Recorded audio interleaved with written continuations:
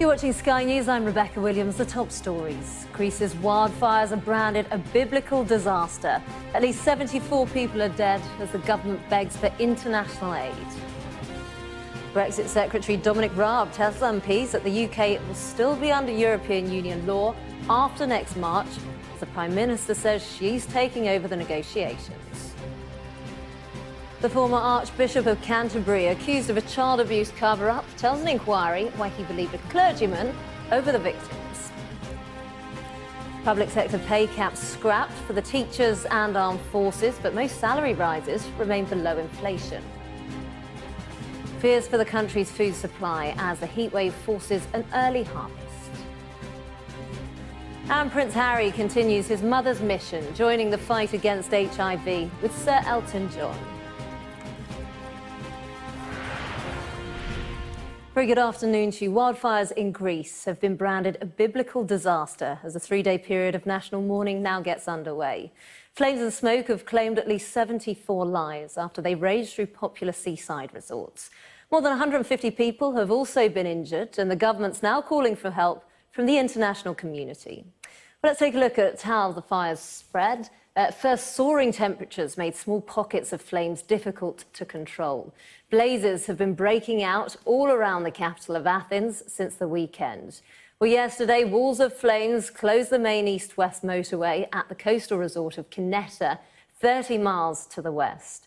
Overnight, the largest blaze swept through the Rafina region, 20 miles to the east of the capital. The worst-hit area was a small coastal town of Mati, with one witness saying the settlement had been wiped off the map. Blazes are now circling Athens on two fronts, with authorities there declaring a state of emergency, as our Europe correspondent Mark Stone now reports. What a frightening moment this must have been, fleeing literally for their lives as the flames move in on both sides. Rain is forecast midweek, but the fight to put these fires out will probably continue for days, as will the search for survivors and for those who didn't make it. Mark Stone, Sky News. The former Archbishop of Canterbury, Lord Carey, has admitted that the church failed victims of abuse for more than a decade. 4 letters were sent to the church detailing concerns about a bishop who was later found guilty of sexual abuse, but none were actually passed on to the police. Well, Peter Bull was jailed in 2015 for sexually assaulting aspiring priests over a period of 15 years. Now, correspondent Adele Robinson joins us now from central London, where the hearing's taking place. What more has been said there today, Adele? Well, within the last 15 minutes, Lord Carey has been questioned as to why Peter Bull was restored to, in effect, full ministry in 1997. Circumstances that meant that he had his plate full and it was difficult to deal with this, including the fact that Charles and Diana's relationship had broken up, and also that on the horizon were female ordinations, describing it as a constitutional crisis overall and stating the worst time to have something like this dropped into my lap. He is expected to finish his evidence in the next 20 minutes. OK, Adele, thank you. We'll be back with you a bit later on. Now, the Prime Minister has announced that she will be leading the Brexit negotiations with the European Union. She made the announcement in the last hour, and just after her Brexit Secretary, Dominic Raab, had outlined how the UK will keep EU laws, including the involvement of the European Court of Justice, until at least December 2020. By publishing the White Paper today, the government is providing further certainty to people, to businesses here in the UK and indeed across the EU. And it also sends a clear signal to the European Union that the United Kingdom is a reliable, dependable negotiating partner, delivering on the commitments it has made across the negotiation table. Of course, while we are making good progress, discussions are ongoing in various areas. And that means that some parts of this bill will only become clearer as we settle the remaining parts of the withdrawal agreement. Our chief political correspondent, John Craig, is in Westminster for us now. John, Theresa May saying she's taking centre stage. It's a bit of an insult, isn't it, for the new Brexit Secretary? It looks like a snub. It looks like he's being sidelined. That white paper is all very dry and all very legalistic. But drawing upon support from DexU and other departments, does that not rather suggest that the two of you should swap places? Because in actual fact, you are the Secretary of State in this, and you're being supported by your official sitting next to you. And John, things seem to go from bad to worse for Theresa May, because now she's narrowed her parliamentary majority because Ian Paisley's been suspended. This is Ian Paisley Jr., as he was when his late father was alive. He's the MP for North Antrim, perhaps not for much longer. Now they do support the government. One less vote now. Very serious and must be a big question over the future of Ian Paisley in Parliament now because of this recall procedure. OK, John, thank you. Well, let's take a look now at some of the day's other news, shall we? And a woman's in a serious condition after suffering facial injuries after a corrosive substance was thrown at her in Birmingham. She was attacked at 10 o'clock this morning on Northbrook Street in Ladywood by someone on a passing moped or bicycle. Police are appealing for witnesses. Meanwhile, a fifth man has been arrested in connection with a suspected acid attack on a 3-year-old boy. It happened at the Home Bargains store in Worcester on Saturday.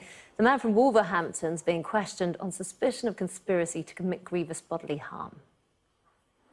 Fracking at a site in Lancashire has been given the green light. Shell Company's been granted permission to undertake the controversial process at the Preston New Road site, subject to certain conditions. The government says the company's met all of the necessary environmental and health and safety measures.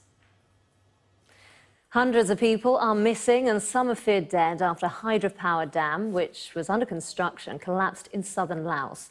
Flash flooding swept away homes, and according to state media, more than 6,000 people are now without shelter. Sky News has learnt that London's army of black cab drivers is drawing up plans to sue Uber for more than £1 billion. The Licensed Taxi Drivers Association is expected to argue that all 25,000 black cab drivers have suffered lost earnings averaging around £10,000 for at least 5 years. That's as a result of failings in the way Uber had operated. Novichok victim Charlie Rowley says he's haunted by guilt after passing a cosmetics bottle containing the killer nerve agent to his girlfriend Dawn Sturgis, believing it to be perfume. Speaking to the Sun newspaper, Mr Rowley recalled finding a cosmetics bottle, which he then gave to Dawn as a present. Within hours, they were both unconscious in hospital, but Dawn didn't recover and died 8 days later. Prince Harry has warned against complacency in the fight against HIV. He joined Sir Elton John on stage at the 22nd International AIDS Conference in Amsterdam. The pair also announced the launch of Menstar, a $1 billion global project aimed at protecting men living with or at risk of HIV in sub-Saharan Africa. We stand here at a moment when the progress we have fought so hard for is at risk from a dangerous complacency. Too many around the world are still ignoring the damaging knock-on effect on education and other community services from not prioritising HIV prevention and treatment. If we want to end AIDS once and for all, we must make men part of the solution. It is time there was a global coalition to teach men to protect themselves. And in doing so, it will teach them to better protect not only their wives and girlfriends, their sisters and daughters, but also critically their brothers and their sons. Over 1 million public sector workers will benefit from the biggest pay rise in almost a decade. The move confirms last year's scrapping of the 1% pay cap and follows campaigns by unions for higher wage rises. Well, let's break down where we might be able to see some of those pay rises. And members of the armed forces will get a 2% increase with one-off payment this September. That's equivalent to an additional 0.9%. Prison officers will get the same 2% rise. They'll also receive a one-off boost worth 0.75% of their salaries. Teachers will see the biggest increase in their wages, with the main pay range increasing by 3.5%. And medics, including junior doctors, GPs, specialists and dentists, will see a pay increase of at least 2%. Well, a number of Parliament members have openly said how the public sector pay squeeze contributed to the government not getting its majority during the general election. And the Chief Secretary of the Treasury, Liz Truss, says those tough decisions resulted in a good deal. Well, most people will be getting a rise above inflation, and it's important to remember that in addition to these pay rises, which are the basic pay rises, many public sector workers also get increments when they move up the pay bands. So for a police officer earning £38,000 a year, which is the average police salary, that's £760 on their pay packet this year. I think that represents a good deal. We've had to take tough decisions, but what we're doing this year is we're seeing debt falling as a proportion of GDP for the first time because of those tough decisions. Because we've managed the economy well, we're now able to make sure those public sector workers get the pay rises they deserve. You're watching Sky News. Coming up in the sports. Drama at the Tour de France as the race is disrupted by protests and pepper spray. Welcome back. Let's cross over now to the Sky Sports News Centre for an update from Selina.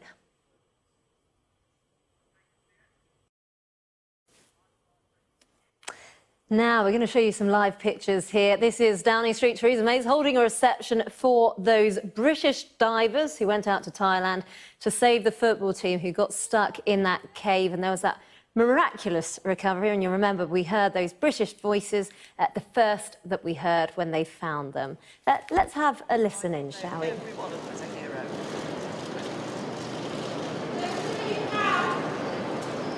Very proud. I thank them. Thank them for doing a fantastic job. There we go. It seems to be a bit of a photo opportunity there. Theresa May saying they did a fantastic job. I think our correspondent Lorna Shattuck is standing by for us now. Lorna, what can we expect to see later on today? She's going back inside to Downing Street now for a bit of a celebration, a congratulatory event, I imagine. That's right, Mrs May telling me just then that she thanked them, and we've heard, of course, her saying as well what a fantastic job these gentlemen did in Thailand. We know, of course, keeping a cool head. No doubt they were trying to keep cool here in a very hot and sweaty Downing Street, but hopefully they were just a little bit excited to be meeting the Prime Minister as well. OK, Lorna, thank you. You're watching Sky News. Coming up, we'll have the very latest from Greece as people battle to contain the wildfires there. The number of victims continues to climb. We'll be speaking to a journalist in Athens about the efforts being made to contain the blaze.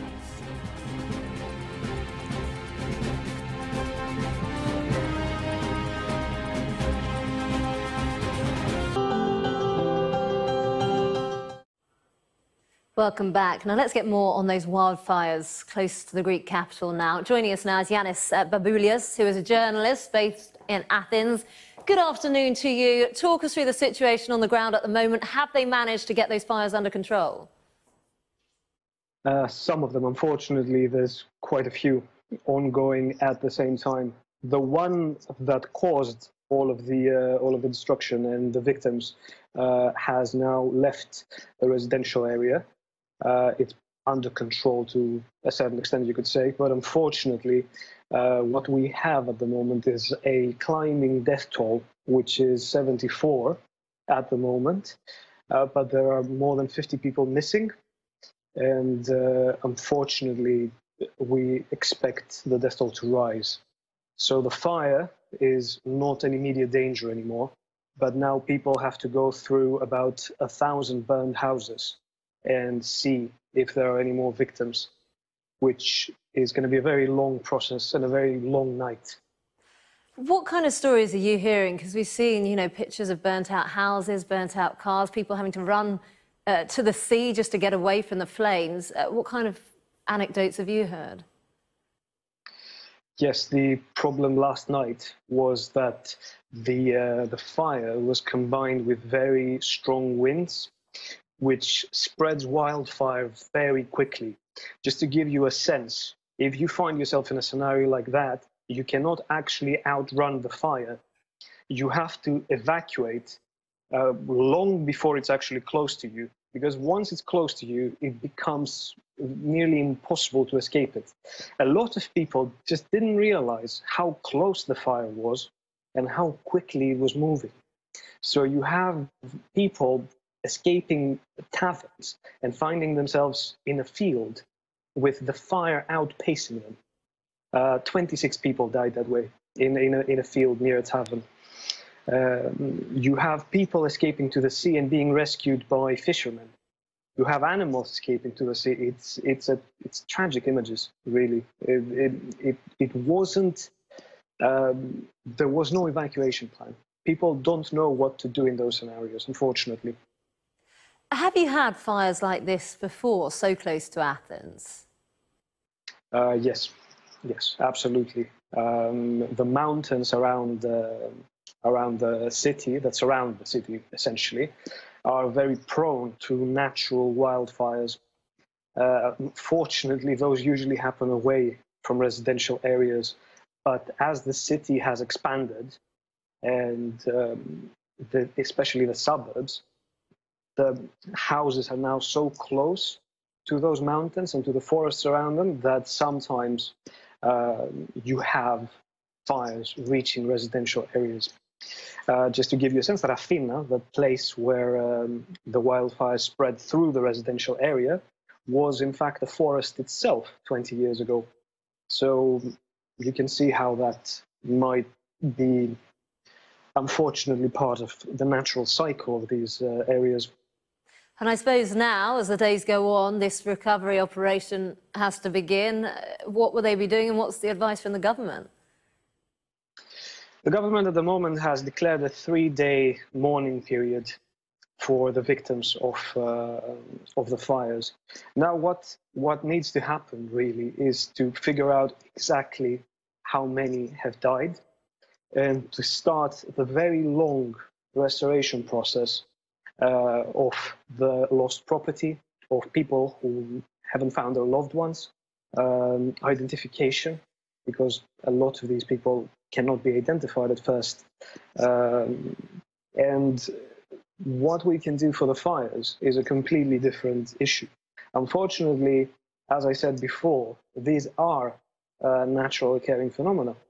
You can't actually say that we're going to plan or we're going to build more infrastructure now. The infrastructure to contain these fires takes years to set up, and it doesn't happen during the time when you're dealing with wildfires.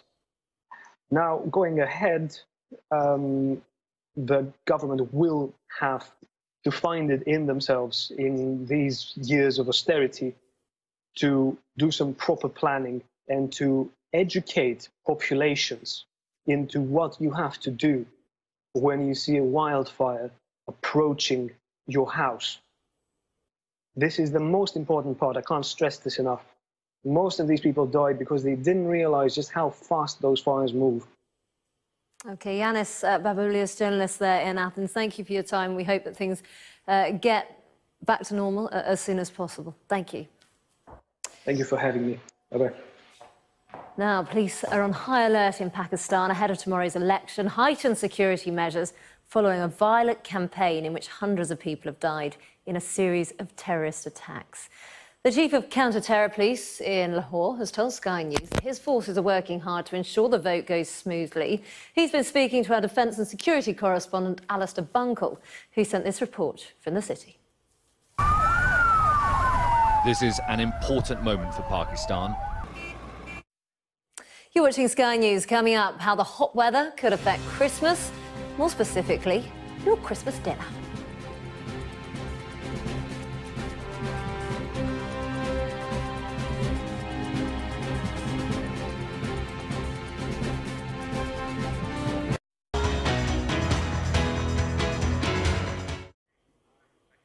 Welcome back. Now, the National Farmers Union has warned that the UK's continued hot weather has forced livestock farmers to dip into winter rations as grass has stopped growing.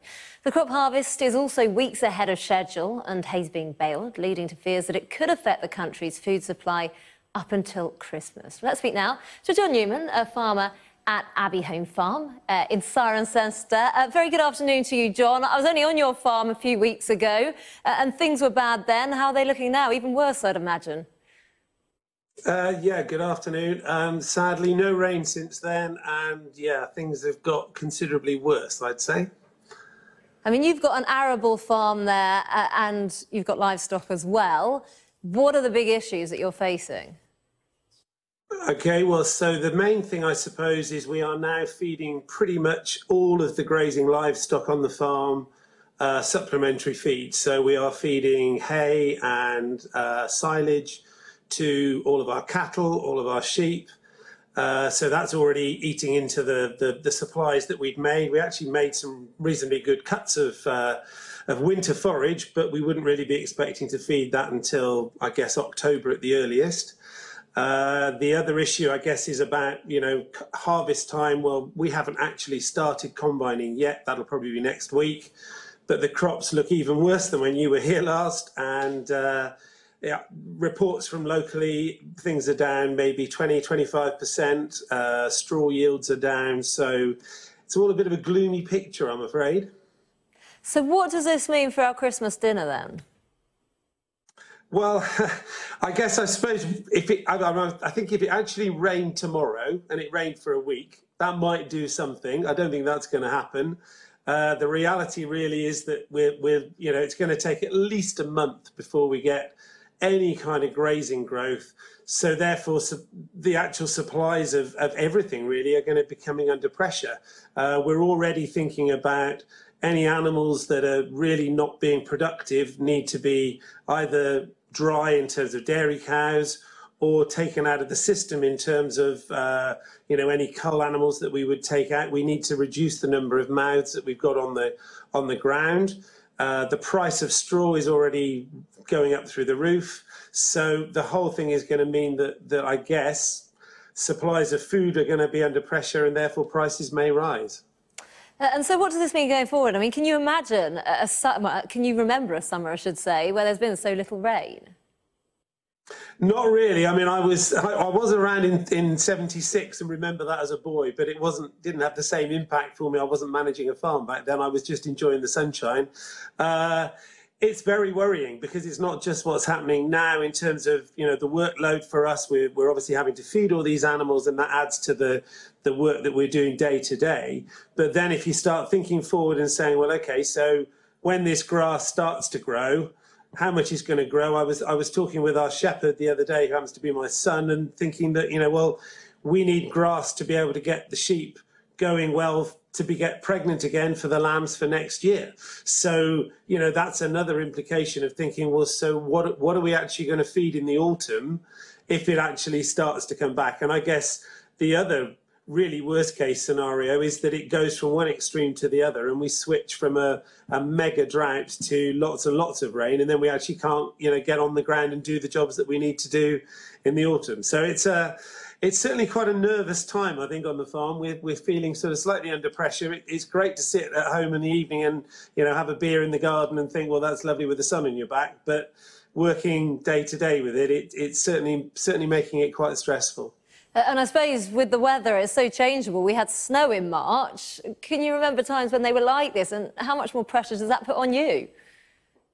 Well, yeah, and I think that's definitely the case, is the switches from these extremes, which we do seem to be seeing more. And sitting there watching the news at lunchtime, it's not just here, it's across the planet, really, these extremes in climate. And, switching from snow 1 minute and then, as you say, this prolonged drought.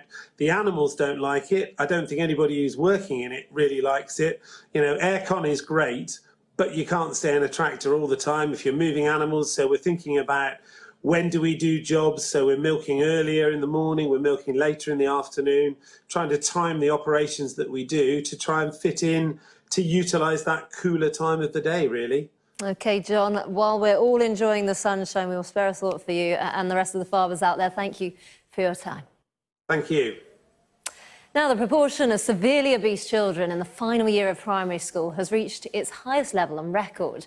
One child in every 25, aged 10 to 11-year-old, was classed as being severely obese last year, according to Public Health England. And there are now calls for the government to urgently implement an effective plan to tackle childhood obesity. Sky's Emma Birchley has this report. On a hot day, there's no harm in a treat to help cool off. Campaigners are urging the government to waste no time in pushing ahead with its proposals.